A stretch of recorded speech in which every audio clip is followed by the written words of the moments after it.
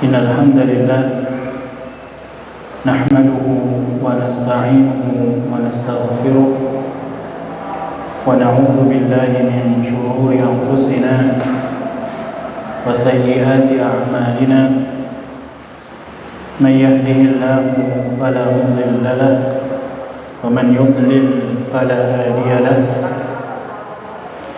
ashhadu an la ilaha illallah وأشهد أن محمدًا عبده ورسوله صلى الله وسلم على نبينا محمد وعلى آله وصحبه ومن سار على نهجه إلى يوم القيامة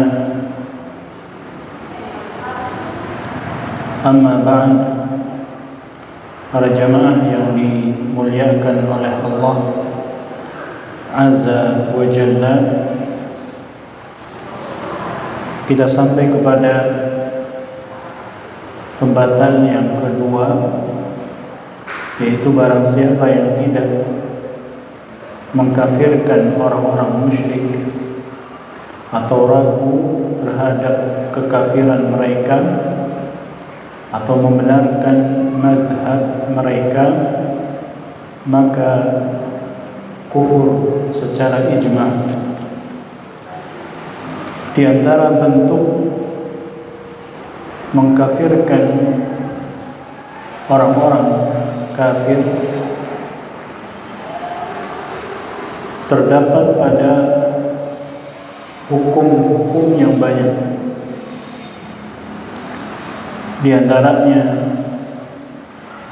yang kemarin kita sebutkan bahwa wajib untuk membenci orang-orang kafir dan memusuhi mereka serta tidak berwala,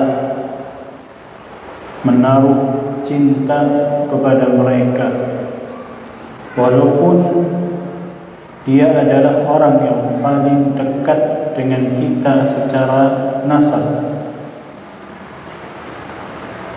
Kan tetapi kewajiban kita untuk membenci mereka, orang-orang kufar, dan memusuhi mereka tidak lantas terhalangi kebaikan kita kepada mereka untuk supaya mengajak mereka kepada agama tauhid, kepada Islam, serta kebencian kita kepada mereka tidak lantas kita berbuat sewenang-wenang alias berbuat zalim kepada mereka. Begitu pula kebencian dan permusuhan kita kepada mereka tidak lantas terhalang muamalat secara dunia dari berdagang, sewa menyewa dan lain semacamnya, maka itu diperbolehkan.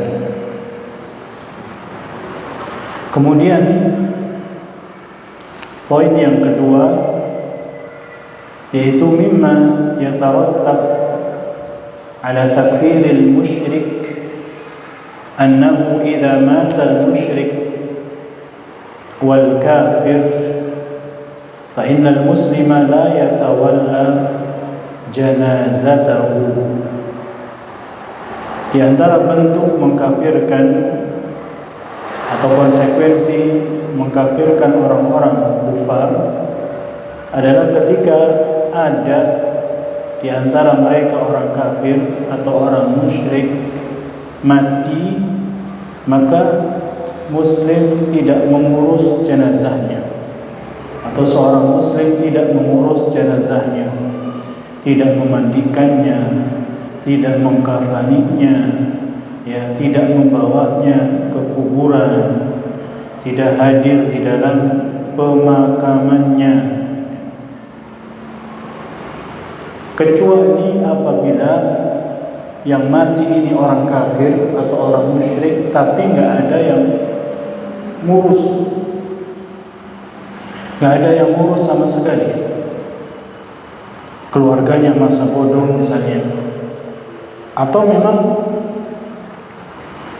dia meninggal di tempat yang tidak diketahui keluarganya di mana, tapi ternyata diketahui KTP-nya misalnya kafir. Maka boleh seorang muslim mengurus jenazah ini untuk sekedar dikuburkan. Itu pun dikuburkan tidak di pemakaman kaum muslimin. Allah Azza wa Jalla mengatakan, وَلَا تُصَلِّ عَلَى أَحَدٍ مِّنْهُمْ مَاتَ أَبَدًا وَلَا تَقُمْ عَلَى قَبْرِهِ. Janganlah sekali-kali kalian mensolatkan jenazah salah satu di antara mereka yang mati dalam keadaan kafir. وَلَا تَقُمْ عَلَى قَبْرِهِ, dan jangan berdiri di atas kuburnya untuk mendoakannya. Kenapa? Innahum kafaru billahi wa rasulih, karena mereka kufur kepada Allah dan Rasulnya. Wa matu wa hum fasiqun, mereka mati dalam keadaan fasik, dalam keadaan kafir. Dan perkuburan mereka, orang-orang kufar, itu tidak boleh dicampur baurkan dengan perkuburan kaum muslimin. Harus dipisah. Harus dipisah. Kemudian ada beberapa masalah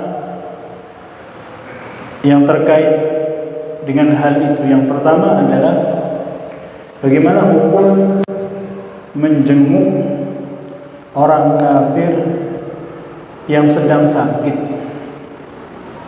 Bagaimana menjenguk orang kafir yang sedang sakit?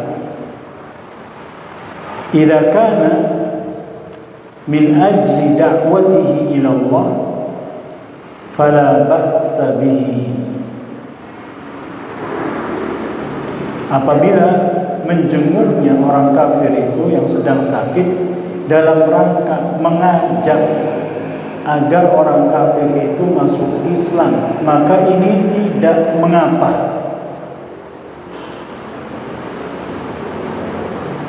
Fa innal muslim ya'udu al-marid al-kafir wa yad'u ila Allah. Seorang muslim menjenguk orang kafir yang sakit dan mengajak kepada apa? Kepada Islam.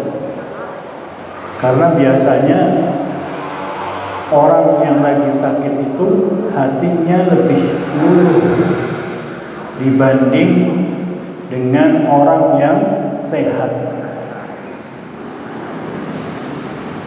Sebagaimana Nabi SAW pernah menjenguk seorang anak Yahudi. Kemudian Rasulullah mengajak anak tersebut untuk masuk ke dalam Islam.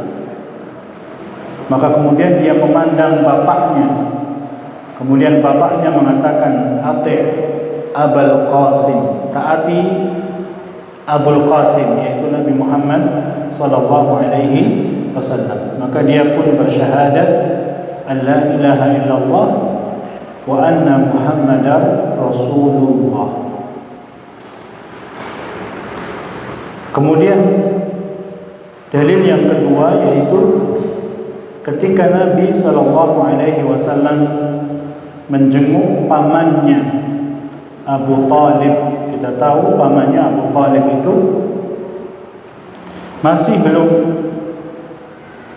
masuk Islam, masih enggan untuk mengucapkan la ilaha illallah.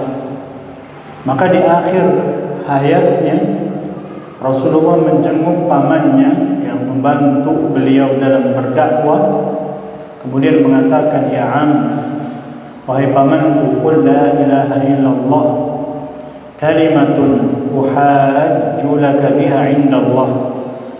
Wahai pamanku, ucapkan la ilaha illallah, kalimat yang aku bisa berhujjah nanti di hadapan Allah Azza wa Jalla.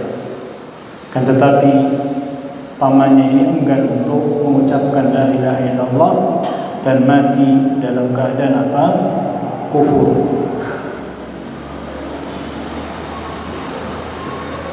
Maka ketika Abu Talib meninggal dalam keadaan kufur, lam yatawalla Rasulullah sallallahu alaihi wasallam dafnahu wala tajhizahu. Rasulullah tidak mengurus pemakaman, mengurus jenazahnya Abu Talib. Karena Rasulullah tahu bahwa Abu Talib mati dalam keadaan kufur.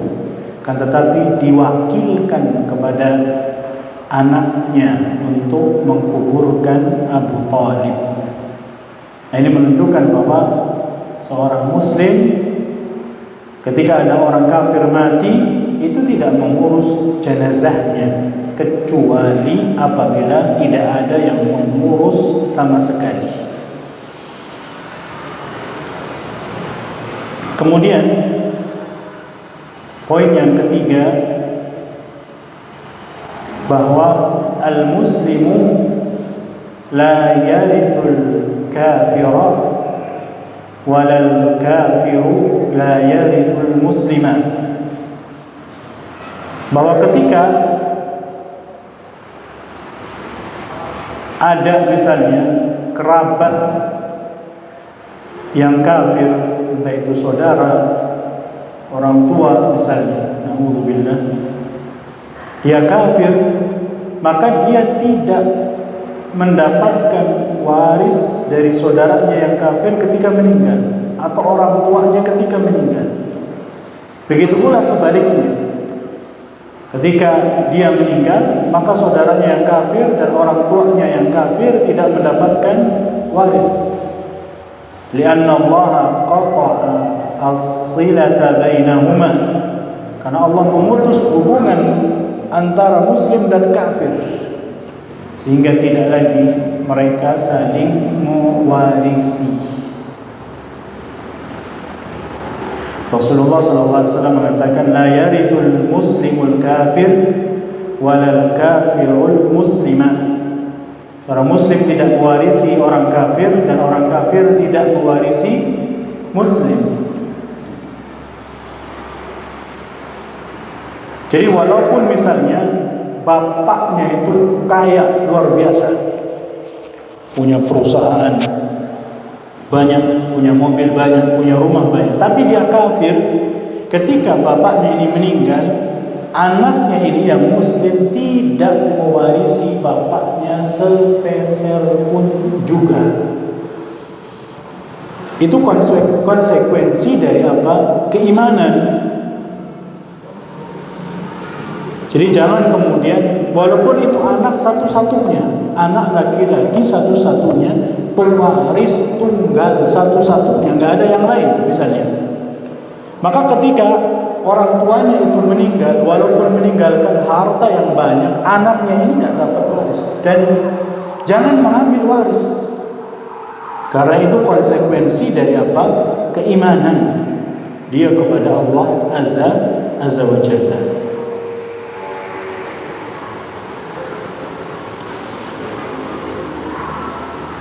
Kemudian poin yang keempat, wala yajuzu an yuzawwija al-kafiru minal muslimati. Tidak boleh seorang kafir itu menikah dengan seorang muslimah. Ini mutlak, baik kafirnya itu ahlul kitab, Yahudi dan Nasara, ataupun kafirnya ini penyembah berhala, Wathaniyun, Buddha, Hindu, Konghucu, dan juga yang lain. Itu nggak boleh menikah dengan seorang muslimah.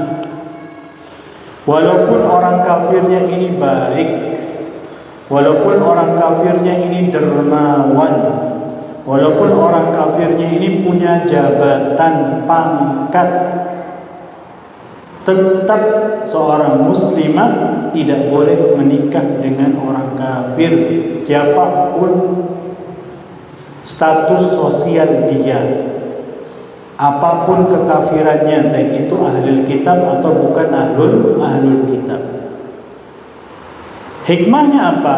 Li'alla takuna tahta sultanihi, agar seorang muslimah ini jangan di bawah kekuasaan orang kafir. Kalau seorang muslimah di bawah kekuasaan, di bawah kepemimpinan suami yang kafir, maka akan cepat untuk tertarik keluar dari Islam. Kalaupun tidak tertarik keluar dari Islam, maka anaknya itu tetap dalam penguasaan bapaknya yang kafir ini. Karena itu di dalam Islam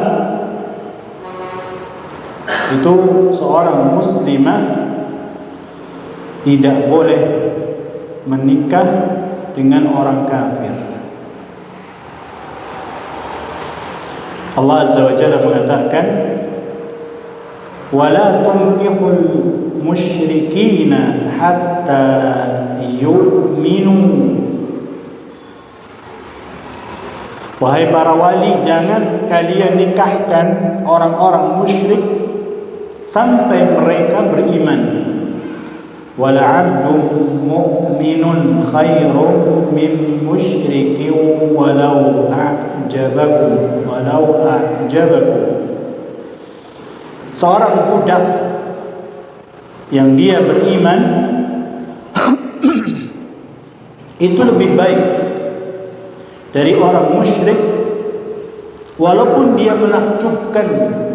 Walaupun orang musyrik itu menakjubkan, dia kaya, ganteng, punya kedudukan dan lain semacam, tapi dia kafir, maka jangan sekali-kali seorang wali, seorang orang tua, seorang bapak, seorang kakak menikahkan anaknya atau saudarinya dengan orang kafir, dengan iming-iming apapun juga. Ini konsekuensi dari keimanan.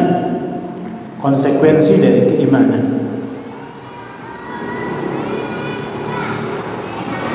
Kan tetapi kalau misalnya laki-lakinya kafir, kalau laki-lakinya muslim, maka boleh menikahi seorang kafirah, wanita kafir, dengan dua syarat. Syarat yang pertama, kafirnya ini ahlul kitab. Wanitanya ini kafirnya ahlul kitab, yaitu orang Yahudi atau Nasara. Hikmahnya apa? Hikmahnya orang ahlul kitab itu lebih akrab, lebih dekat dengan Islam, sehingga lebih gampang untuk didakwahi.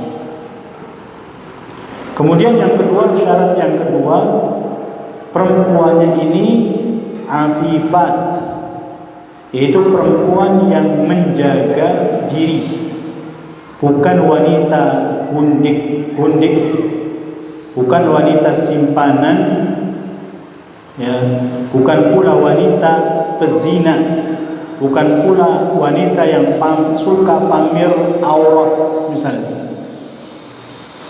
Maka dengan dua syarat ini diperbolehkan, yaitu seorang muslim nikah dengan wanita kafir asal yang pertama ahlul kitab, yang kedua adalah wanita tersebut afifat. Walaupun kalau ada wanita muslim yang afifat, ya, dan banyak kaum muslimah, maka lebih baik ya tentu menikah dengan wanita muslimah. Ini mungkin barangkali satu kejadian atau satu kasus, ya ada seorang laki-laki yang mungkin bekerja di negeri kafir. Ya, untuk dia menjaga dirinya, maka dia menikah dengan wanita kafir, tapi dengan dua syarat itu tadi. Dia harus ahlul kitab wanitanya, dan wanitanya harus afifah, yaitu pandai menjaga diri.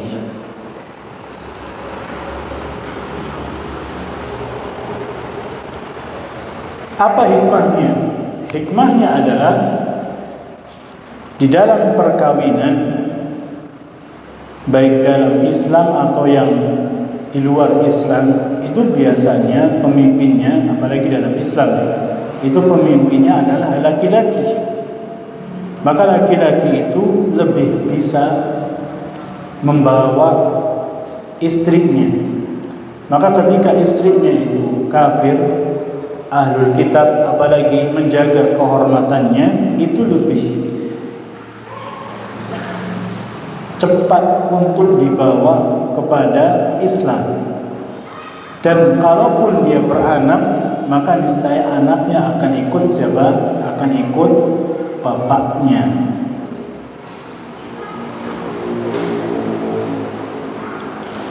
Kemudian yang poin yang kelima,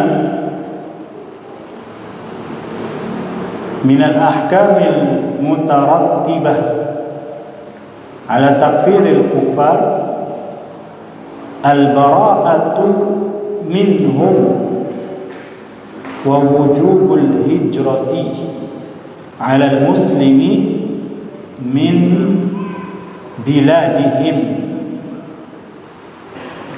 Di antara konsekuensi seseorang muslim mengkafirkan orang kafir adalah berlepas diri dari mereka, dan wajibnya seorang muslim hijrah dari negeri mereka.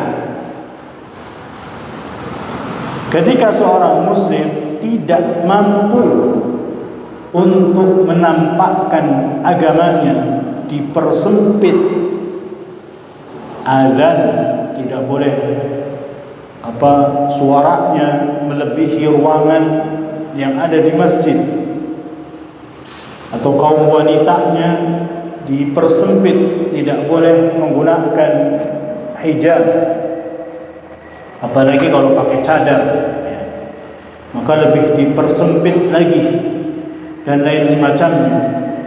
Maka ketika itu dia wajib untuk hijrah ke negeri kaum muslimin. Untuk apa? Untuk menyelamatkan agamanya.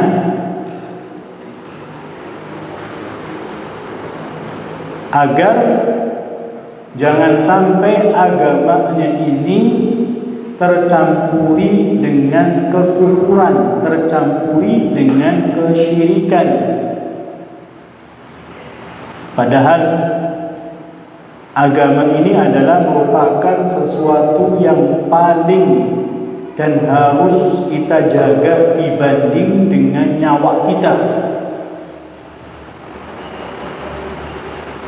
Karena kalau seseorang lepas dari agamanya, tidak ada yang bisa menggantikan apapun. Harta misalnya, dia punya harta yang banyak, itu tidak akan bisa menebus kekafirannya itu supaya dia masuk ke dalam Islam. Innal ladzina kafaru wa matu wa hum kuffar fala yuqbala min ahadihim mil'ul ardi dhahaba walau iftada bih. Sesungguhnya orang-orang kafir dan dia mati dalam keadaan kafir, itu ditebus mil'ul ardi dhahaba, sepenuh bumi isinya emas tok, itu gak akan bisa ditebus. Jadi orang penuh, bumi ini penuh dengan emas.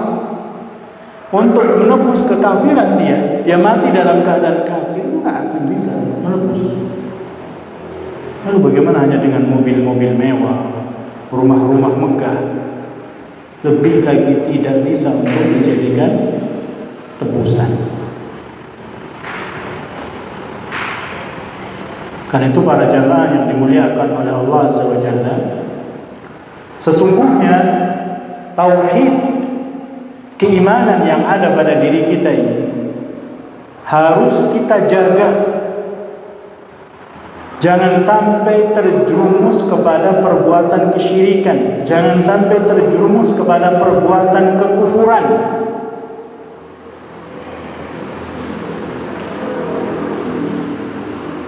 Rasulullah SAW membawakan satu ayat ketika beliau menceritakan tentang penduduk surga dan neraka. Rasulullah mengatakan, membawakan ayat wa anzirhum yaumal hasrati id qudiyal amru wa hum fi ghaflatin wa hum la yu'minun. Beri peringatan kepada mereka. Ya Allah memerintahkan nabinya untuk memberikan peringatan kepada manusia. Yaumal hasrati, pada hari penyesalan yang sangat, pada hari kesedihan yang sangat berat, kegundahan yang sangat dahsyat. Il qudiyal amru, ketika seluruh urusan diputuskan, sementara mereka dalam keadaan lalai dan mereka tidak beriman. Jadi penyesalan yang sesungguhnya para jamaah yang dimuliakan oleh Allah Azza wa Jalla, itu bukan penyesalan ketika seseorang habis punya harta banyak kemudian jadi miskin. Itu nggak seberapa, bisa dicari lagi harta itu. Penyesalan yang sebenarnya itu bukan ketika seorang punya pangkat, tadinya punya pangkat jabatan, tadinya dihormati, kemudian sekarang tidak lagi dihormati dan lain semacamnya. Bukan itu penyesalan yang sangat mendalam, hakikat yang sebenarnya. Kan tetapi penyesalan yang mendalam yang sebenarnya adalah ketika seorang di dunia itu tidak bisa menjaga keimanannya, tidak bisa menjaga tauhidnya.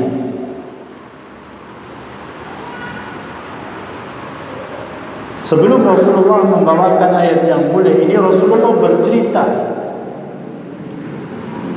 yu'ta bil mauti kahayati kabshin amlah. Pada hari kiamat didatangkan kematian itu dalam bentuk kambing putih. Fayunadi munadin, maka kemudian penyeru menyeru kepada penduduk surga, ya ahlal jannah hal ta'rifuna hadha, wahai penduduk surga, tahukah kalian apa ini? Maka seluruh penduduk surga itu melihat kambing berwarna putih tersebut. Mereka serempak mengatakan, fayaquluna na'am dzalikal maut, iya, itu kematian. Maka penyeru tersebut menyeru lagi kepada penduduk neraka, ya ahlan nar ata'rifuna hadha, wahai seluruh penduduk neraka, tahukah kalian apa ini?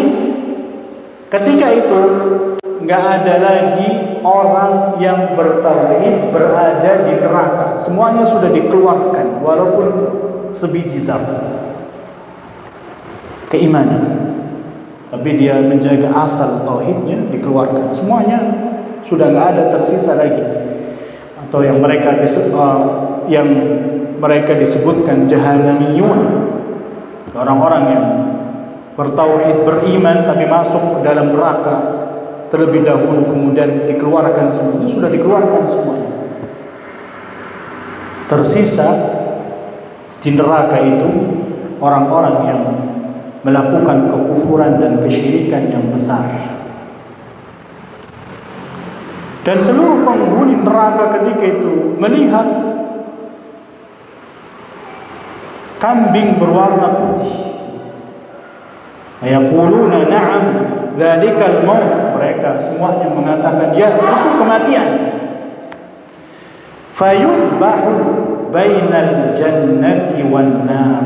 Maka ketika itu kematian disembelih antara surga dan neraka.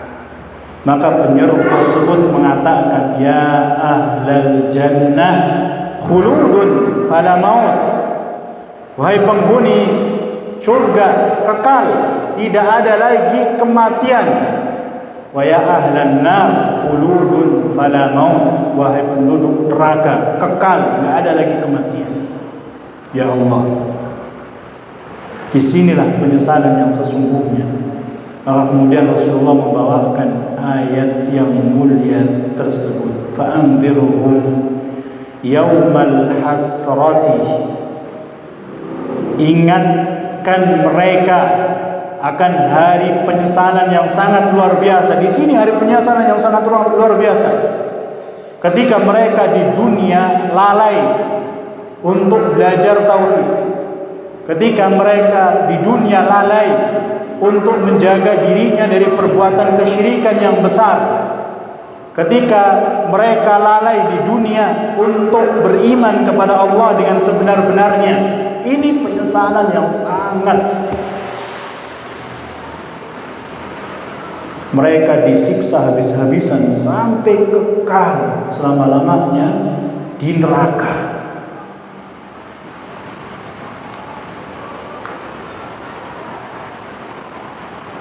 Idh qudiyal amru, ketika seluruh keputusan, seluruh urusan sudah diputuskan. Wa hum fi ghaflah, mereka dalam keadaan lalai.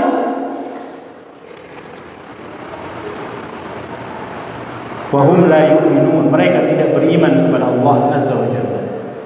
Karena itu diantara hal yang wajib untuk kita jaga pada diri kita adalah keimanan tauhid pada diri kita. Termasuk di dalamnya menjaga lingkungan. Jangan sampai kita bercampur baur dengan orang-orang kafir, apalagi di negeri orang kafir. Maka kalau dalam kondisi seperti ini wajib segera hijrah. Apalagi kalau misalnya tidak bisa menampakkan syiar Islam, pindah segera. Cari lingkungan yang bagus. Karena lingkungan itu sangat berpengaruh. Sangat berpengaruh.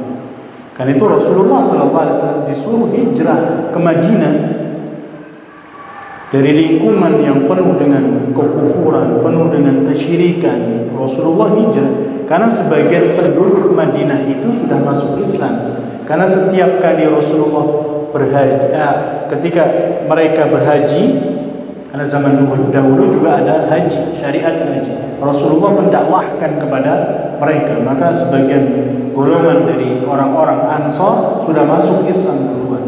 Maka sudah berkumpul mereka banyak yang masuk Islam. Maka Rasulullah disuruh hijrah, di antara salah satunya adalah ke Madinah.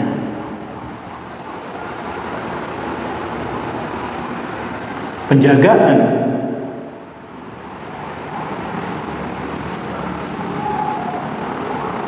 jangankan lingkungan, teman itu saja harus diwaspadai. Rasulullah mengatakan al-mar'u ala dini khalilih. Agama seseorang itu bergantung kepada teman dekatnya.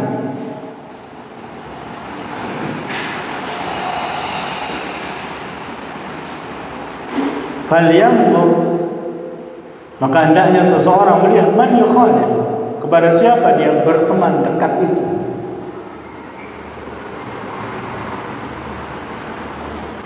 Kalau itu teman dekat, dia harus waspada pada lingkungan.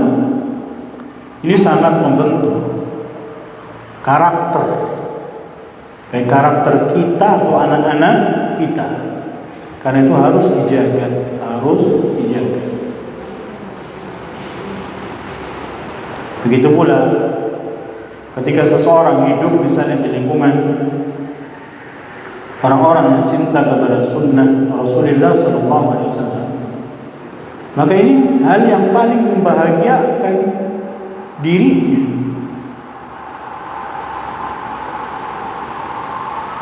Dihidup bersama orang-orang yang selalu mencoba untuk berusaha berpegang teguh kepada sunnah Rasulullah Sallallahu Alaihi Wasallam. Maka konsekuensi dari keimanan keislaman kita, ketika ada seseorang misalnya dia tinggal di negeri orang kafir dan tidak punya kemampuan untuk menampakkan keislaman, maka dia harus segera hijrah. Kalau tidak, maka terancam dengan neraka jahanam. Kemudian yang keenam, yaitu ada bada'atil musyrikina wal kuffar bisalam. Jangan memulai mengucapkan salam kepada orang kafir. Rasulullah mengatakan la tad'ul yahuda wal nasara bisalam. Jangan kamu memulai salam kepada orang Yahudi dan Nasara.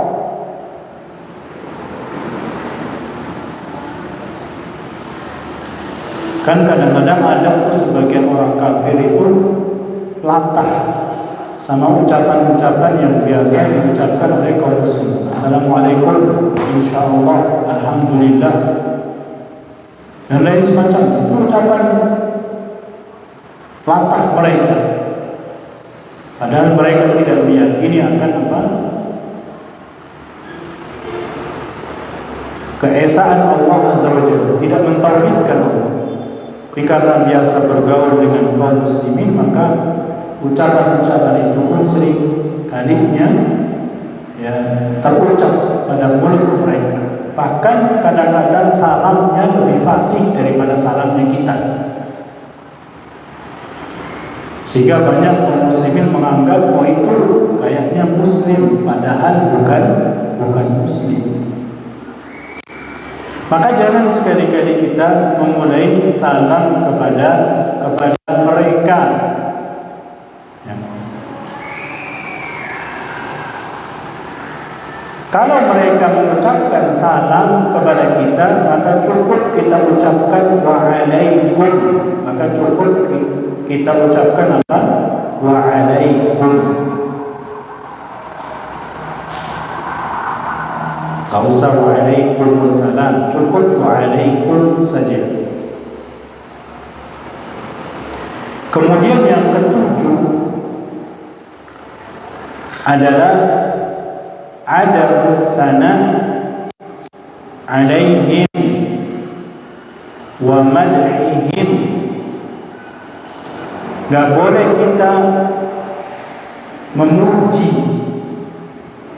menyanjung mereka apapun kelebihan mereka, entah itu dalam urusan kebaikan, suka bersedekah, suka membantu kaum muslimin misalnya. Kan ada sebagian orang kafir suka membantu kaum muslimin, walau kita tidak tahu dalam hatinya itu apa ada udang di balik batu atau ada udang di balik terigu. Bahkan ada orang kafir membangun persatuan pondok pesantren. Ada orang kafir membangun persatuan pondok pesantren, dibiayai sama dia.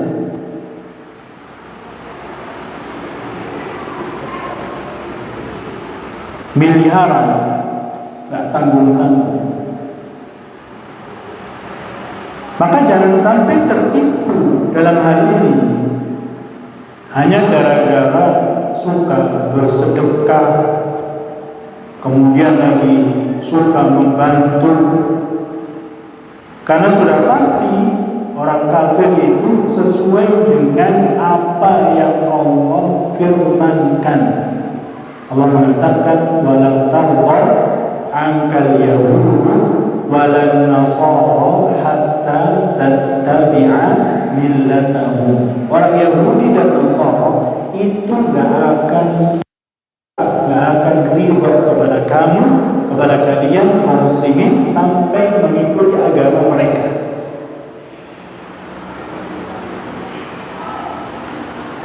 Maka jangan sanjung-sanjung mereka, puji-puji mereka.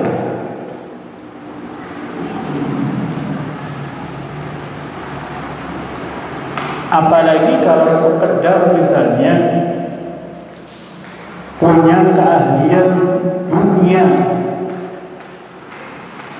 ahli sepak bola, ahli balap motor, ya, ahli basket dan lain semacamnya. Jangan kemudian kita memuji dan menyanjung-nyanjung mereka setengah mati, seolah-olah dia adalah panutan saya karena main bolanya bagus, duitnya banyak, atau karena dia ketika balap motor dia selalu menang, mobilnya cakep-cakep dan lain semacamnya. Nah, jangan tertipu dengan hal tersebut.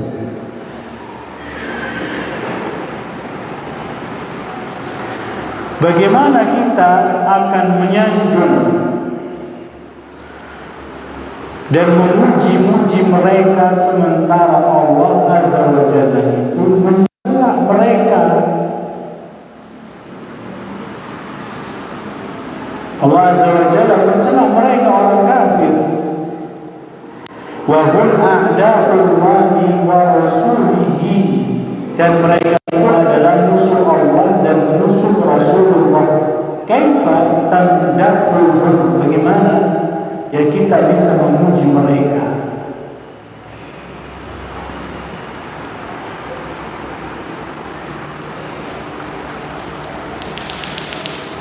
Walaupun mereka punya kelebihan mungkin sifat yang baik, seperti contohnya amanah, jujur dan lain semacamnya.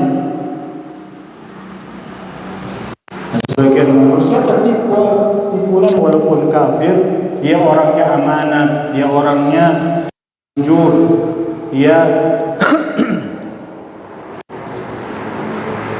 selalu membantu kaum muslimin, muamalatnya bagus. Tetap tidak boleh kita memuji mereka. Nggak boleh lantas dengan ada sifat kebaikan pada mereka kemudian kita puji-puji habis-habisan mereka. Kemudian sampai sebagian itu meremehkan kaum muslimin. Adapun kaum muslimin mereka banyak khianat, banyak menipu, maka mending milih orang kafir yang jujur, yang amanah.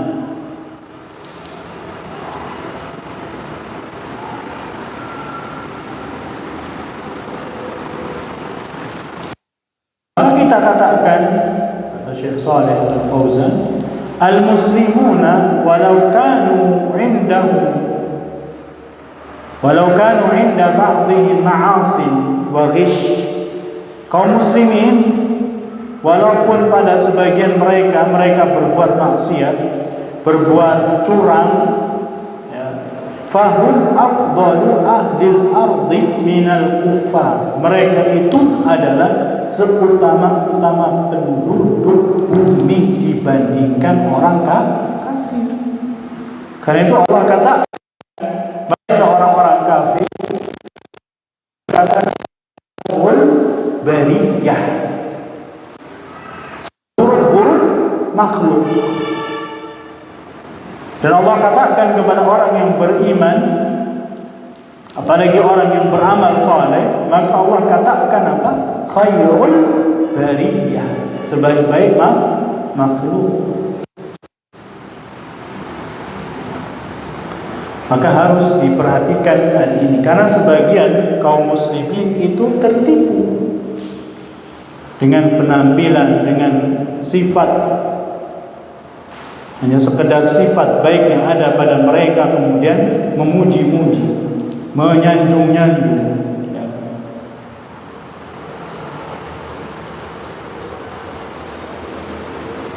Allah Azza wa Jalla di dalam banyak ayatnya mencela mereka, menghinakan mereka karena kekufuran mereka kepada Allah Azza wa Jalla. Bagaimana kita menyanjung-nyanjung, memuji-muji mereka?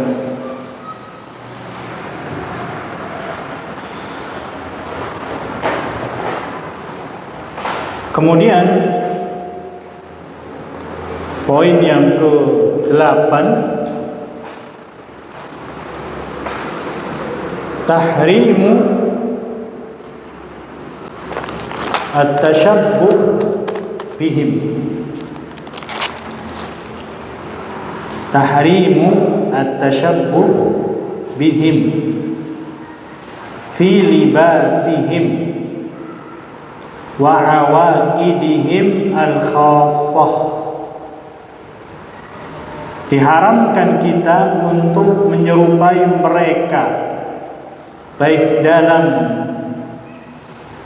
pakaian atau kebiasaan-kebiasaan yang khusus yang ada pada mereka. Kalau kita tidak boleh bertasyabuh pada pakaian dan kebiasaan-kebiasaan mereka, maka lebih terlarang lagi untuk kita bertasyabuh dengan ibadat-ibadat yang mereka laksanakan.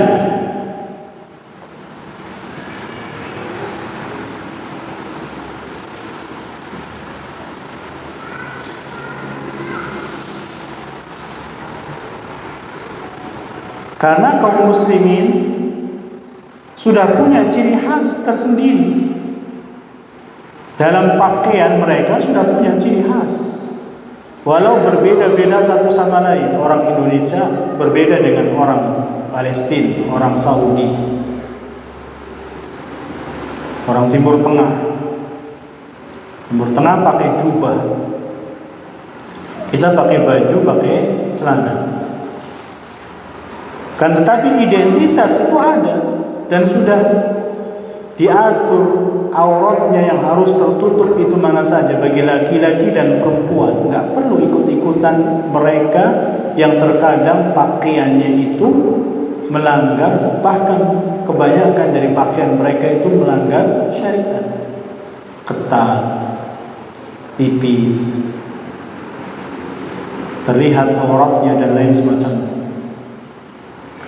Adapun bentuk-bentuknya boleh berbeda satu sama lain. Wanita di Saudi umumnya mereka biasa pakai pakaian itu serba hitam. Kalau di kita pakai apa saja, merah, ya asal warnanya tidak mencolok dan mengundang apa? Fitnah. Biru, hijau gelap dan lain semacamnya, terserah. Bahkan di sebagian Afrika, negeri Afrika, kaum musliminnya, wanitanya menggunakan pakaian-pakaian yang terang. Itu kebiasaan mereka. Yang mungkin sebagian mereka tidak terfitnah dengan hal-hal seperti itu karena sudah biasa dilakukan oleh mereka.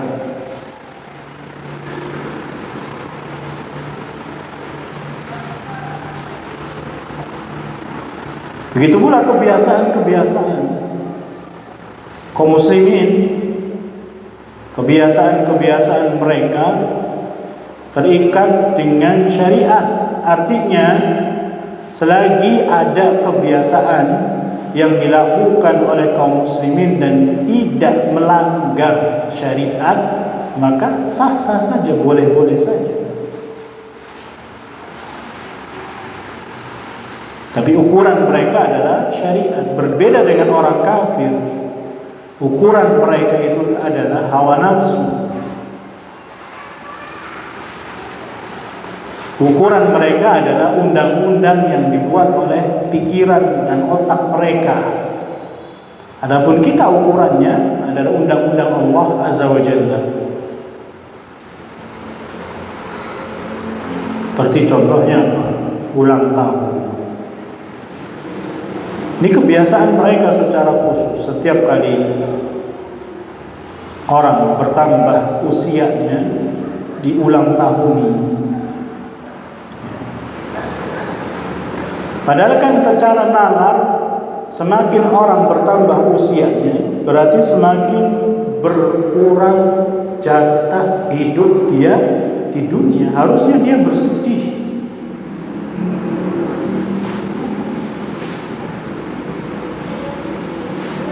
Harusnya mungkin jatahnya 20 tahun lagi jadi berkurang 19 tahun lagi. Jadi secara tabiat manusia itu biasanya adat-adat kebiasaan yang dilakukan oleh orang kafir itu menyelisihi tabiat manusia. Dan sebagian kaum muslimin niru-niru, diganti yang tadinya ulang tahun jadi tasyakuran hari lahir.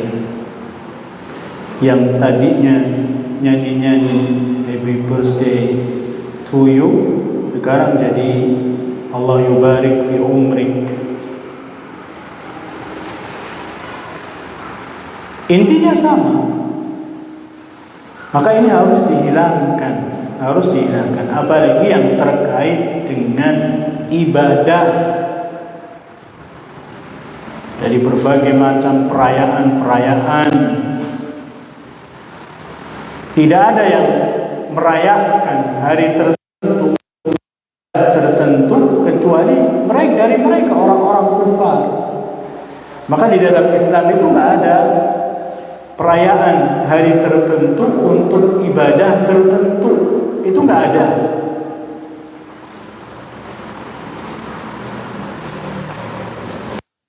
Tertentu dirayakan untuk ibadah tertentu itu tidak ada dalam Islam. Itu semuanya bentuk tasyabbuh kepada mereka orang-orang kufar. Kaum muslimin sudah ibadah harian. Memang setiap hari ibadah kepada Allah Azza wa Jalla. Setiap hari yang ngajak orang, tidak ngajak orang untuk ngaji itu pada momen-momen tertentu, tidak. Setiap hari kita, ya, setiap saat kita ajak.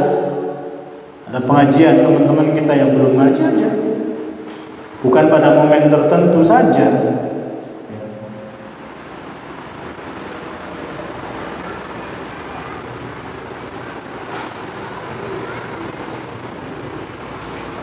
Rasulullah SAW memperingatkan hal ini. Rasulullah mengatakan, "Man tashabbaha biqaumin fahuwa minhum." Barang siapa yang menyerupai satu kaum, maka dia bagian daripada kaum tersebut.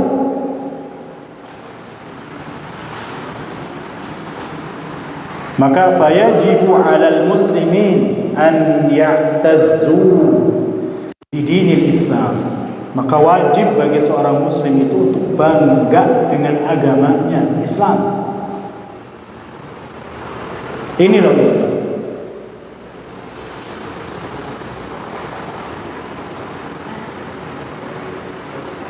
Antum misalnya, atau kita misalnya jalan ke pasar, wayahnya sholat zuhur, maka jangan takut-takut, jangan ragu-ragu untuk tanya tempat ibadah, mana musola, mana masjid.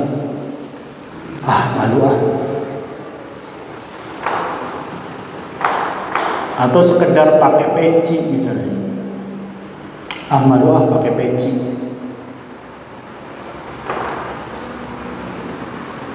Apalagi yang terkait dengan ajaran-ajarannya, terkait dengan ajarannya yang pokok tentang keislaman, keimanan, maka harus lebih untuk ditampakkan bahwa kita ini Islam, Muslim. Jangan pernah ragu-ragu untuk menampakkan, bahkan kita harus merasa bangga, merasa mulia. Wala yatashabbahu bil kuffar fi malabisihim wa awaidihim al khassah wa ashaddu min dhalika tashabbuh bihim fi dinihim. Maka jangan sampai kita mengekor, taklid kepada mereka dari pakaiannya atau kebiasaan-kebiasaan mereka. Dan juga apalagi yang terkait dengan agamanya, nggak boleh. Agama Islam sudah sempurna, nggak boleh dimasukin ya ajaran-ajaran atau kebiasaan-kebiasaan ibadah dari agama yang lain yang masuk ke atau menyerap ke agama Islam. Islam sudah sempurna. Nah ini yang hendaknya kita 8 poin yang hendaknya kita hindari. Kemudian di sana ada beberapa hal yang dibolehkan di dalam kita bermuamalat dengan mereka, orang-orang kufar. Yang pertama yaitu an nata'amal ma'al kuffar bit-tijarah fanabi'u wa nashtari ma'ahum.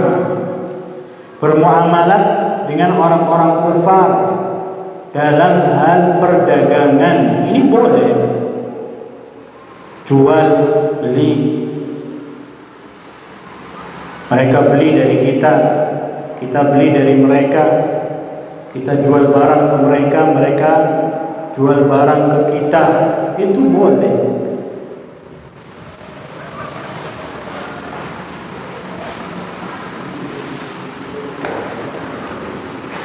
Tidak menjadikan kekufuran mereka atau kekafiran mereka itu kita terhalang dari muamalah jual beli dengan mereka.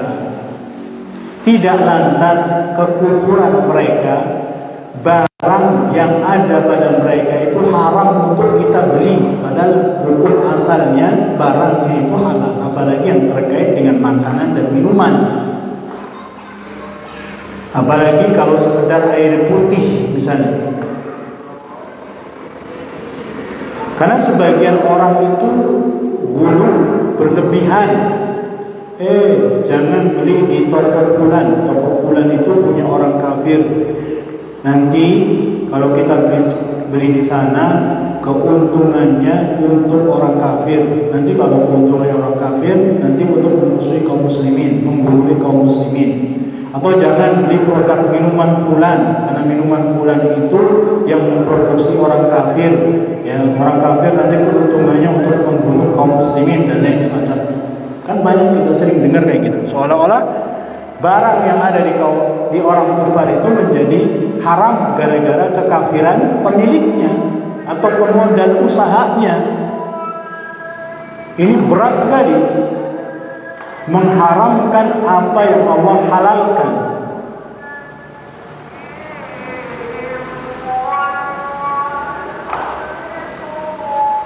Maka hendaknya kita berhati-hati terhadap hal tersebut. Atau boikot produk fulan, karena produk fulan ini milik orang kafir dan lain semacamnya. Yang memboikot, yang berhak memboikot itu adalah pemerintah, bukan person kita. Kalau hukum asalnya halal, sudah halal boleh.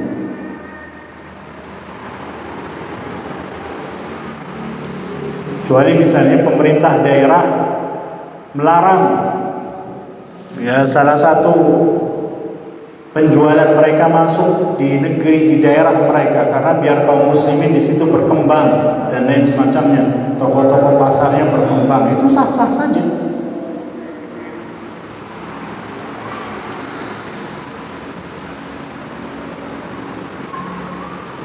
Maka ini harus diperhatikan, karena Rasulullah SAW sendiri pakaiannya itu diimpor dari negeri Yaman.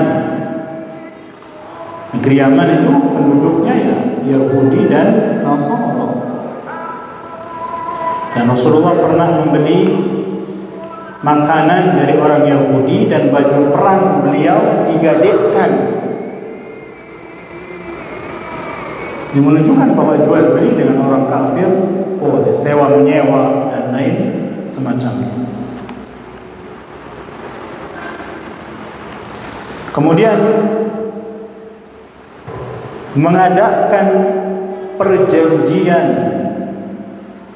antara kita kaum muslimin dengan orang kafir untuk kemaslahatan kaum muslimin, ini boleh.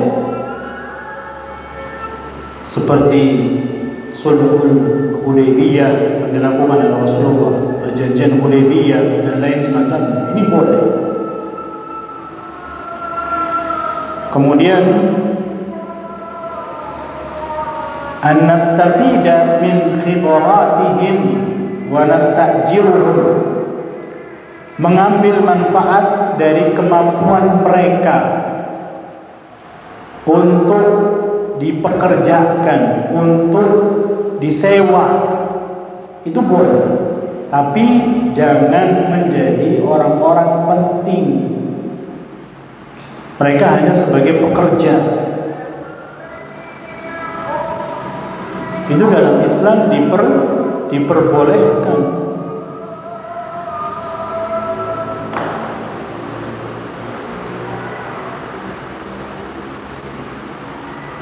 Kemudian yang keempat, yajuzu an nukafi'ahum ila ahsanu ilaina, boleh untuk membalas mereka dengan kebaikan apabila mereka berbuat baik kepada kita. Jadi contohnya misalnya mereka memberikan hadiah kepada kita, kemudian kita balik kasih hadiah. Dan sebaiknya pun seperti itu. Jadi kalau ada orang kafir ngasih hadiah kepada kita, segera balas, biar nggak ada rasa cinta kepada mereka. Karena kata Rasulullah, tahabbu, salinglah kalian memberikan hadiah, nanti kalian saling cinta. Maka ketika mereka memberikan hadiah, ya yang utama adalah langsung dibalas kalau kita mampu untuk diberikan hadiah yang lain.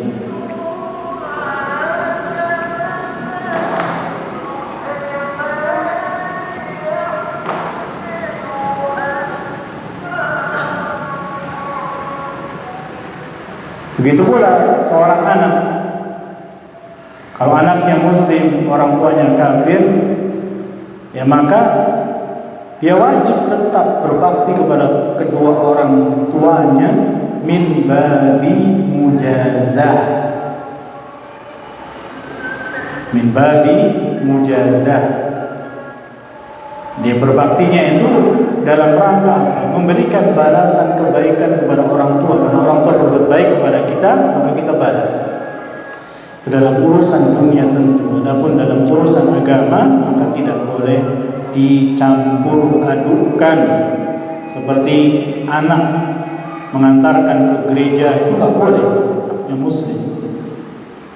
Kalau urusan-urusan dunia, membantu orang tuanya berdagang, ya, dan lain semacamnya, untuk membantu pekerjaan rumahnya, maka ini ya diperbolehkan. Bahkan wajib untuk berbakti kepada dua orang tuanya walaupun kafir. Nah, itu barangkali yang bisa kita sampaikan pada poin yang ketiga. Nanti insyaallah taala Kita lanjutkan. Tadi pembatal yang ketiga, maaf, salah. Bukan pembatal yang kedua, tapi pembatal yang ketiga. Nanti insya Allah kita lanjutkan pada pertemuan yang akan datang, yaitu pada pembatal yang keempat. Nah, kalau ada yang ingin bertanya atau kurang jelas, silakan.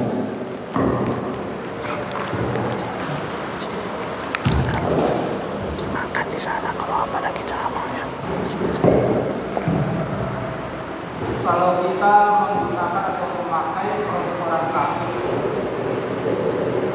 karena teknologinya bagus, canggih dan terbaru, lalu kita mengatakan, wah memang bagus, hebat produk orang kafir teknologinya. Nah, perkataan seperti itu apakah termasuk menyanyi orang kafir? Nah, kan produknya bukan orangnya, maka itu nggak apa-apa. Nah, ini motor ini bagus, speknya bagus, nggak apa. Yang dipuji kan mobilnya, bukan orang kafir. Beda kalau wah orang kafir nih bagus nih karena bisa buat motor seperti ini, nah itu beda lagi.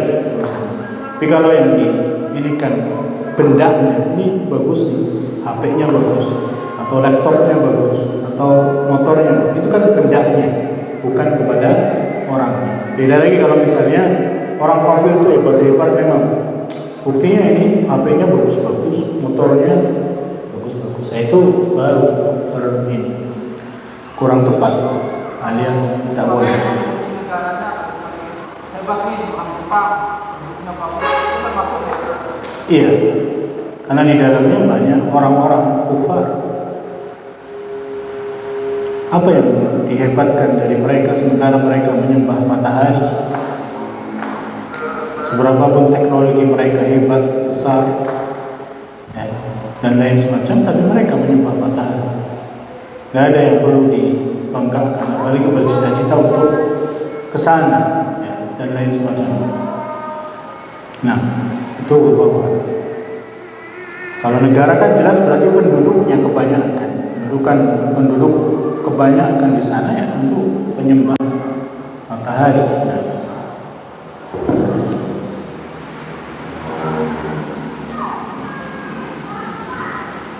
Nah, ada lagi? Cukup? Kita tutup dengan doa kafaratul majlis. Subhanakallahumma wa bihamdik, asyhadu an la ilaha illa anta, astaghfiruka wa atubu ilaik. Assalamualaikum warahmatullahi wabarakatuh.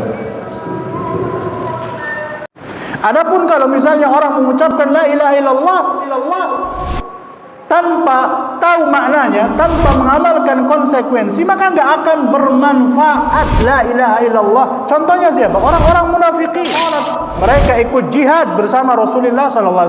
Mereka mengucapkan la ilaha illallah, kan tetapi la ilaha illallahnya tidak bermanfaat.